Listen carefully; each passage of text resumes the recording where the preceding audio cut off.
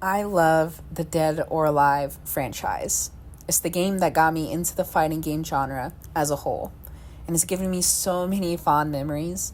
And with the announcement of an upcoming game and a future project, this is one of the best times to be a Dead or Alive fan. And as we look towards the future, I want to take a look back at the franchise's roots and look back at the game that started it all.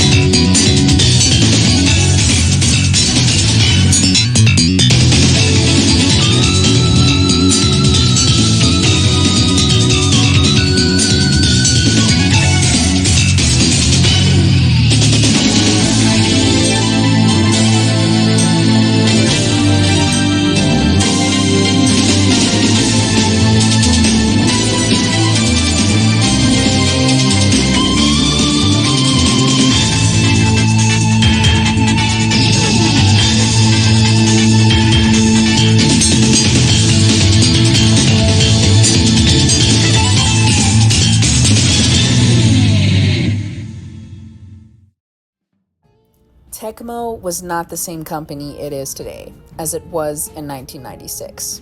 It was a young company that had a talented team, a team that created the likes of the Ninja Gaiden series, prominent sports games like Tecmo Bowl, and a fun 2D platformer like Riger. The team was obviously more than capable of making a good game. But towards the mid-90s, the team couldn't find that one game that really stood out among the rest at the time, leading Tecmo dangerously near bankruptcy. They had one more chance to make a game that would really stand above the competition. They turned to the very new but successful 3D fighting game Virtua Fighter. Seeing its success and potential to make a footprint in the 3D fighting game genre, Tecmo made a request to their development team, Team Ninja, to make their own 3D fighting game, but in the likes of Virtua Fighter, as to ride off of Virtua Fighter's success and popularity, and in doing so being safe, and keep the company alive without taking a huge risk by doing something completely different. And Team Ninja met their request as they brought in one of their most talented developers, Mr. Itagaki, a man who had been dissatisfied with the way modern fighting games were presented at the time. He missed the old arcade style of play and had another vision for the fighting game genre. And now he had a chance to see his vision come to fruition as the team greenlit his project, which he titled Dead or Alive. During development, Itagaki had to stay in a formula very similar to that of Virtua Fighter to please Tecmo. But in reality, he didn't want to make a copy and paste clone of Virtua Fighter. He wanted Dead or Alive to stand out among the competition. This included an emphasis on being fast-paced and introducing a multi-point counter system that would shake up the basic fighting game mechanics. And among Itagaki's vision, an emphasis on being quite provocative. After roughly 2 years of development, Dead or Alive was released onto arcade machines in 1996. And while not being distributed widely in the US, it was a huge success for Tecmo and Team Ninja, pulling in a total of $9.2 million, which today would be worth $19.2 million, pulling the company out of bankruptcy and started a franchise that spanned 7 titles, multiple spin-off games, and gave way to Itagaki becoming the head of Team Ninja and creating one of the greatest games ever in Ninja Gaiden 2004. Dead or Alive was more than just a success for Team Ninja and Tecmo. It was a part of the foundation that all future fighting games that still to this day stand on. But with all that, let's take a deeper look into the details and find out why this game had captivated its Japanese audience, if it still holds up today, and the things I personally love about this game. First of all, the graphics and visuals for this game are incredible and crisp. It may look dated now, but polygons did not look this good in 1996, especially in comparison to its competitors. The bright colors of the characters in contrast to the background of the stages just has so much charm to me. I really miss the bright and vibrant colors of old fighting games. Because of the limitations of arcade fighting games back then, you couldn't fully tell a story or give distinct character traits through an unlimited set amount of dialogue or cutscenes like you can today. So to remedy this, Team Ninja told their story through one-sentence dialogues, game manuals, music cues, and used visuals to tell a story and give personalization. For instance, blue in Japan represents calmness, stability, and purity. And white symbolizes the mourning of a lost one, death, and new beginnings. Blue representing Kasumi's character as being pure and gentle, and white representing Kasumi's mourning as she leaves her village and begins her new journey into the rest of the world. Green symbolizes life, growth, and maturity, representing Li Feng's growth from the little girl who needed protecting to a young woman who is out to prove her strength and skill. Tina's victory dialogue shows off her sass and her moveset representing her strength, and Raido's insatiable lust for power and control being heard in his theme, which, by the way, the music in this game is still a bop, even today.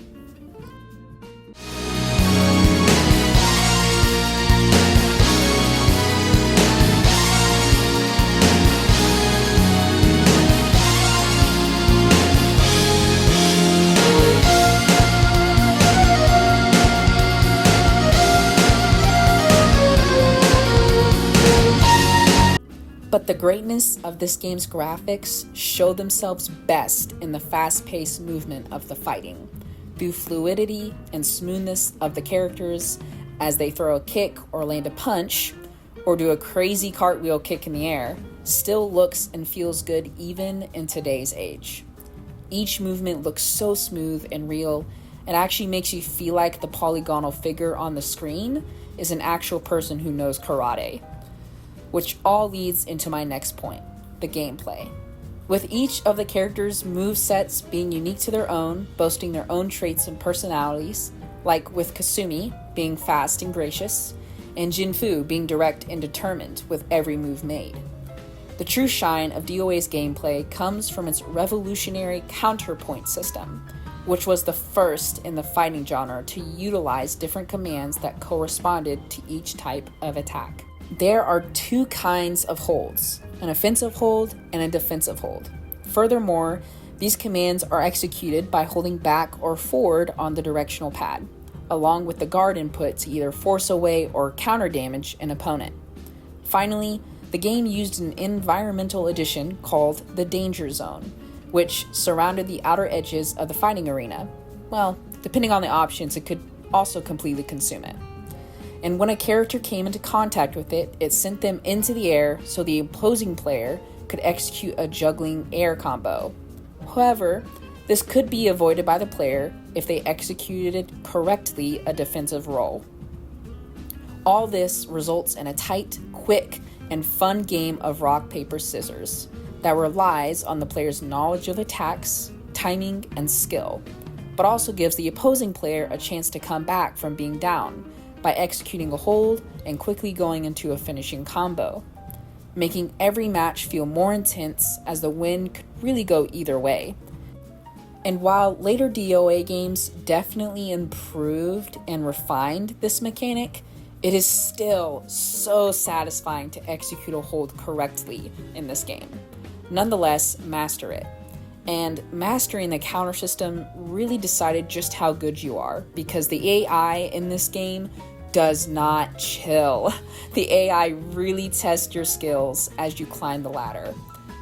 But it's not so difficult that if you know what you're doing and have mastered the arts of the game, you'll get through it pretty fairly, creating a great balance of fun but also challenge. Still, to this day, Jin Fu and Bayman are a pain to my ass, especially Bayman's incredibly insane variety of counter holds. And on top of that, he just stands over my dead body like this after breaking my neck. This counter system is what defined DOA from that of Virtua Fighter. And still, even today, no competitor can pull off this system as fluid and natural as Dead or Alive does. I literally cannot tell you how satisfying it is to execute holds in this game. Like, oh my god, so satisfying. And this brings us to the game modes. Dead or Alive 1 hosts quite a variety of them. Another fact I miss about older games is the variety in game modes that they had. In this one, you have the traditional arcade ladder that follows the story of the game. You have a training mode that is great for learning how to execute holds, as you can train your AI opponent to execute the attacks you need to pull off those holds. You have your standard versus mode between two players, a time attack mode, a team battle mode that would later be defined into DOA's best mode, tag team, a watch mode in which you can watch AI opponents battle it out with each other, which, was a newer mechanic in fighting games during that time. And in my humble opinion, the most underrated and one of the best game modes, Crewmite. A mode where the player has to fight through 100 opponents as he or she has to strategically gain back their health through each round. And as you get higher and higher, so too does the AI of your opponent, testing your skills to the max. This mode would never see the light of day again, but it makes Dead or Alive 1 so replayable for me, as I keep coming back just to see how high I can go, and the rewarding feeling I would imagine it would be to have if I ever did beat all 100 opponents. This mode is simple in premise, but in execution, this mode is truly timeless to me, and I wish they would bring it back. Speaking of timeless, let's talk about the characters. All the characters in this roster are just iconic to me. With 9 characters and 3 unlockable ones, 2 of them being an unlockable in the PlayStation port as Bass Armstrong, Tina's father, and Ayane, a character that would become a staple of the franchise and one of the most popular heroines in gaming. This game hosts a good-sized roster for its time, and each character will return in future, if not most titles, with each character having their own unique story. The story of each character on this roster goes as this in the first Dead or Alive game. Tina Armstrong, a pro wrestler since high school who has worked her way up to become one of the most feared, lethal competitors in women's pro wrestling. Tina almost threw in the glove last year until her father, Bass Armstrong, stepped in and convinced her to take on the world. Though her father thinks that Tina has entered the tournament for the glory of winning, her real aim is to be discovered by Hollywood. In doing so, she joins a fighting tournament called Dead or Alive. Yan Li has never seen the faces of his parents. They died when he was very young and left him an orphan, alone to fend for himself. Soon after, he absorbed himself in the study of Jeet Kune Do. At first, he fought to replace the feelings of loss from when his parents died, but eventually, Yan fought purely for the sake of fighting. One day, he heard the rumor of a tournament to honor the strongest fighter in the world. He wondered if he could find what he had been searching for in this tournament. He smiled just for a moment and clenched his fist tightly. Li Fang is an impulsive yet determined prodigy of Tai Chi Quan. Don't let her sweet smile fool you, though. She may look like an angel, but she's got a devilish determination to prove her strength. Her confidence was shaken just once. Several years ago, Li Fang was challenged by a gang of street fighters. She was prepared to take them on single-handedly, so she says. But a boy wearing a dragon emblem suddenly jumped in to rescue her. If there's one thing she hates, it's someone assuming that she can't handle things on her own. The incident left her determined to find and defeat that boy, and anyone standing in her way. As she hears of the boy's name entering the tournament, the boy's name being Yan Li, she does the same and enters the tournament to meet him once again and defeat him. Ryu bears the name Hayabusa, an honor bestowed upon only the most distinguished of ninjas from the Hayabusa school. His life was a continuous fight until he met his love, Eileen, and found satisfaction and peace.